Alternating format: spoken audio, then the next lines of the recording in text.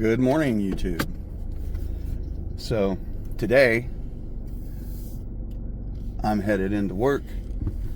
Already did one little video today. It'll probably go up in the next few days. I don't know. I think I'm probably going to try to get my videos up on Monday. I'm off from work on Sundays and Mondays right now, and I think that would be good to give me Sunday to edit, Monday to finish up any editing that needs to get done and posting. Right now I'm making this video primarily because I need to practice. I need to practice video. I think this is probably the biggest thing. I'm used to standing on stage and talking to people. Fronting a band it's a rhythmic form of chatter. So, get up, you come up with a patter, as I would call it, of just talking about whatever comes to mind. A lot of people like to rehearse that out. I do not. I don't mind knowing what I need to be talking about, such as if I'm in a bar or a club where the goal is, if I'm getting a percentage of the bar, then I know I need to talk about whatever it is they sell. Alcohol, beer, whether they're doing booze, beer, if they have food, talk about that. Talk about tipping your bartenders and your wait staff. I like to know their names and use their names. The last place I know, one of the girls' names was Jessa. One was Dusty. There was another one, I can't remember her name. I've got it written down somewhere, but I'd make a call, at the end of the song, thank everybody for listening to us play. Again, usually saying our name, the band name over. At some point, we are, in our case, Disciples of Canis. And I want to thank y'all so much, for that. Hope you enjoyed that song. Don't forget, Jess is up there at the bar. That girl's working hard for her money. Get up there, buy a drink from her, and leave her a good solid tip after that. And do that kind of thing. Make sure you buy some food from the kitchen. Help keep this bar going. It's live music. We need to keep live music going. So do things like that. And so I'm used to that. What I'm not used to is this. And what I am also used to is talking a lot. I have ADHD, and there was a period of time as a kid where I was called motor mouth, because I could just talk. And the truth is, I still can talk. Whether or not I'm saying anything valuable, that's another story altogether. So right now it's doing this video, which I'm going to put up. I'm going to let you guys see this, because I think it's valuable to recognize that if you're going to do videos, you have to be comfortable exposing yourself to an extent. You have to be able to speak. You have to be able to open up to let people see who you are, at least a little bit. Because if you can't speak fluidly, and I'm not saying that you have to be smooth. I'm saying you have to be able to get an idea across. And a lot of that, it's not just about knowing what to say. It's not even about knowing how to say that. While those are very important, it's also about being able to look in the camera, like I'm doing right now, even though I'm driving, to look at this and say whatever it is you want to say without choking, I guess would be the word. I don't know why I'm able to do it. I haven't practiced it. I know I can speak to a camera. I did it when I was a little kid. I got exposed because I lived in a place where in Mineral Wells, Texas, they had Cambodian people.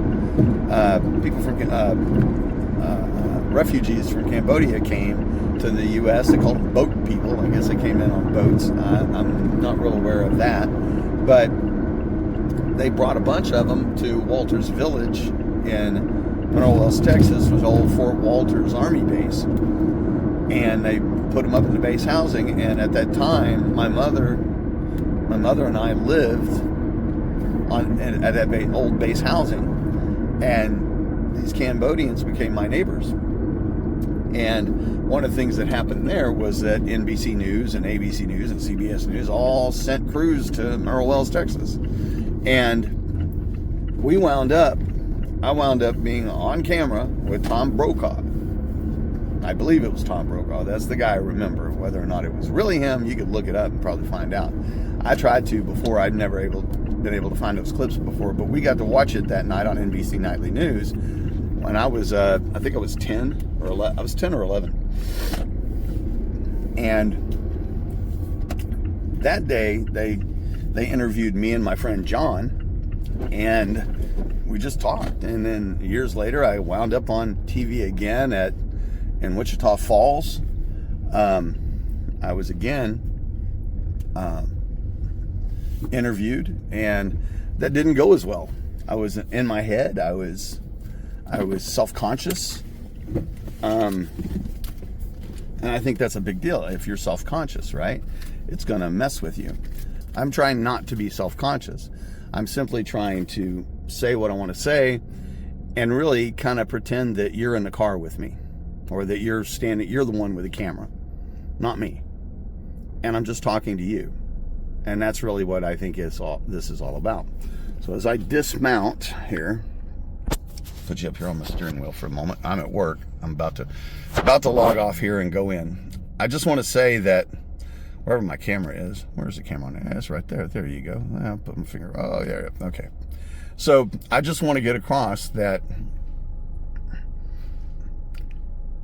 from my perspective, the process is look at the camera and pretend that the camera or the person holding the camera is who you're talking to, and that it's a real person. If you're looking at the camera and there's nobody there, pretend the camera's a real person, and they want to hear everything you have to say. They're interested. They're always asking you why. Any question you have in your own head, they're the ones asking it. You're answering it to them. The camera is a person. And if you keep the idea that the camera is a person, then I think you'll be able to speak to the camera as if it's a person. And that's all you have to do, really. I think that's it. I think that's the whole thing. Sure, you got to have ideas to speak about and things like that, but if you're a person who likes to talk, if you're a person who can talk, then it's going to be easy. If you're not, I don't really have the answer to that. I wish I did, but I'm a person who likes to talk. So that's why I know. You might be able to train yourself to be a person who likes to talk. A long time ago, I did not like to talk in front of people. I felt completely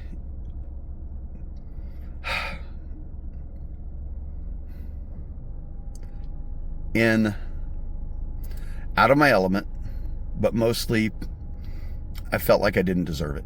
I felt like I wasn't valuable enough of a person to have something to say that anybody would want to hear. And that was hard.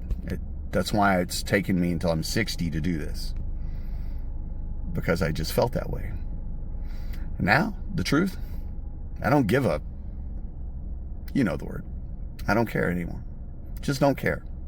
What I care about now is I'm 60. I don't know what I'm going to do the rest of my life. People don't want to hire me. They don't even want to give me an interview. So good luck getting hired. Even if they did, most of them are never going to find me, because every time I put a resume out, it's a sea of 300 to 600 resumes. They're not looking at all of those. They're going to look at 5 or 10 or 20 and go through those and figure out what they want. And if mine isn't one of those, then good luck. And we're all in the same boat, right? Especially if we're older. So my goal right now is to just make videos, put them up on YouTube, and see what happens.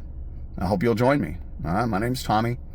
I don't know the name of this channel yet, but right now, just hang out, have a good time. We'll talk to you next time. Thanks. Bye.